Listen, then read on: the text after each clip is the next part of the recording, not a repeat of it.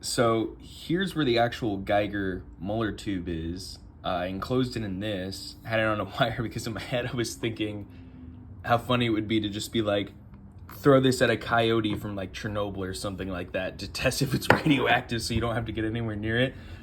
Clearly it's not long enough to do that, but I think it would be cool to have like a future design where the cable like pulls out, locks into place, maybe reaches like 20 feet or something like that, and then tug it on it again and it starts recoiling back in, kind of like the on the Pip-Boy for little plug that opens the gates or whatever, can grab information from their computers. Anyways, so right here we've got our analog voltmeter panel, and I need to change the background out to read from voltages to actual rads. Yeah, there it goes. And then I have my switch right here, which I literally just grabbed at Home Depot for like $2. It was a lamp switch, and I just threw it in there. Anyways, let me get this apart. So this is all pretty basic. It's mostly mostly analog. We've got our lithium battery cell right here, which is I think rated at 3,400 milliamps.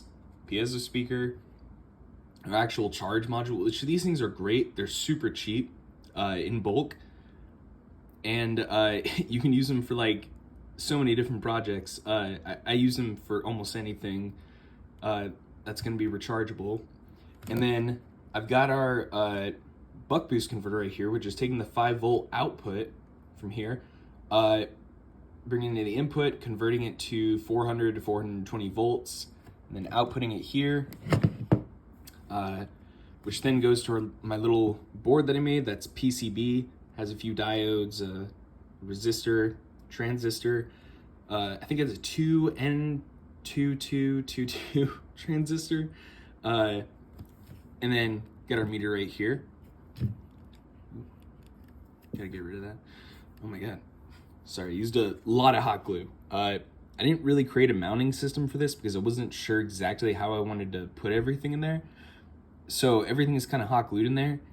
And one of the great things about hot glue, aside from keeping things in place for however long you want it to, is that it is removable. You just dump a little like rubbing alcohol in there, you can peel it back like a sticker. It's great. And yeah, so that's the inside of it. It's not too complicated. This is really something anybody can do with decent soldering iron skills. Yeah, and so I mean anybody can do this. It's not hard at all. Another thing. These are all silicone. I want to say it's either 18 or 20 gauge wire. This thing doesn't have a very high amperage. You only really need, I think it's like it outputs 3 amps or something like that. And the voltage is, 420 or 400. Super low amperage, but that's good. This thing doesn't need a high amperage.